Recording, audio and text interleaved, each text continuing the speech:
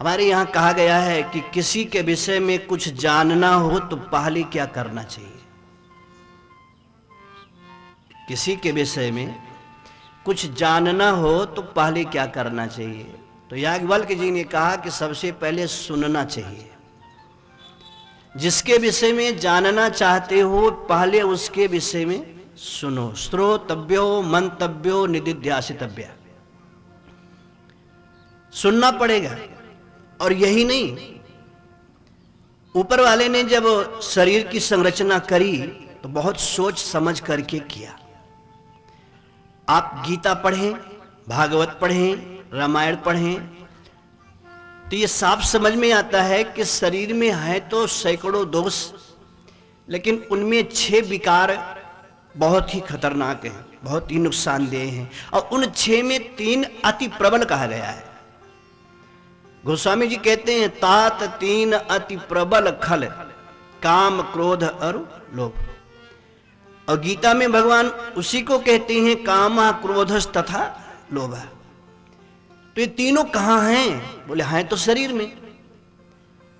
सब चीज का तो मालूम है कि कौन कहां है, लेकिन ये है तो शरीर के अंदर, लेकिन इन तीनों की स्विच कहां लगी है जिससे ये प्रभावित करते हैं शरीर को, मन और मस्तिष्क को। तो जब बहुत ध्यान से आप चिंतन करके देखेंगे तो आपको महात्मा गांधी का नाम याद आएगा। महात्मा गांधी का नाम महात्मा ऐसे नहीं पड़ गया, बहुत अच्छे दार्शनिक भी महात्मा गांधी थे।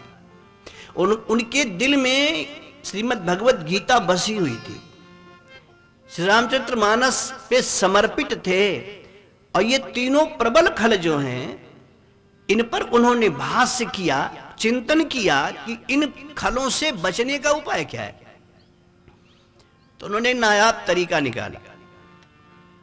अपने टेबल पे 3 बंदर बिठाया। एक बंदर कान बंद किया, एक बंदर आंख बंद किया और एक बंदर मुख बंद किया। तो लोग ये समझे कि सुनो कम, देखो कम, बोलो कम, लेकिन नहीं।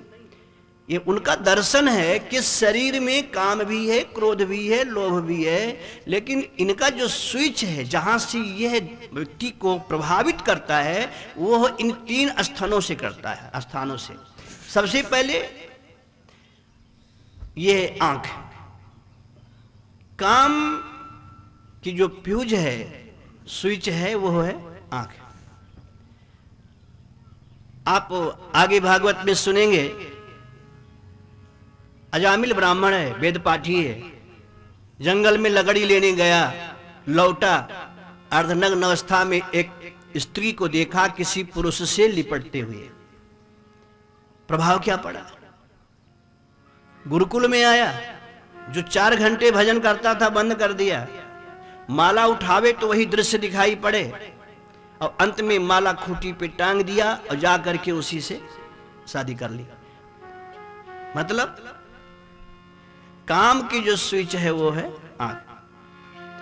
क्रोध की जो स्विच है वो है कान। आप बैठे कथा सुन रहे हो, बहुत वैराग्य से परिपूर्ण हो गए हो आप,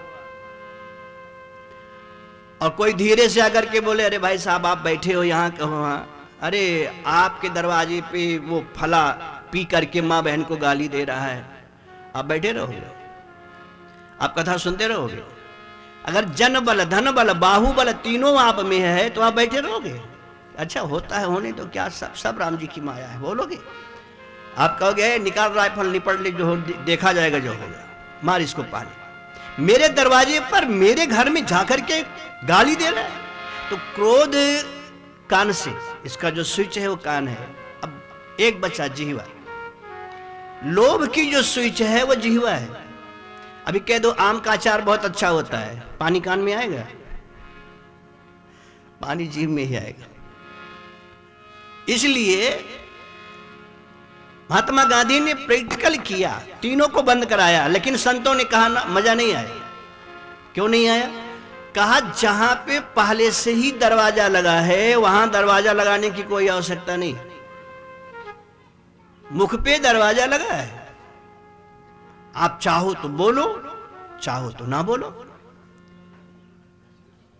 आंख पे दरवाजा लगा है, आप चाहो बोलो, चाहे आप देखो, चाहे आंख बंद कर लो, लेकिन कान में दरवाजा तो ऊपर वाला ही नहीं लगाया है।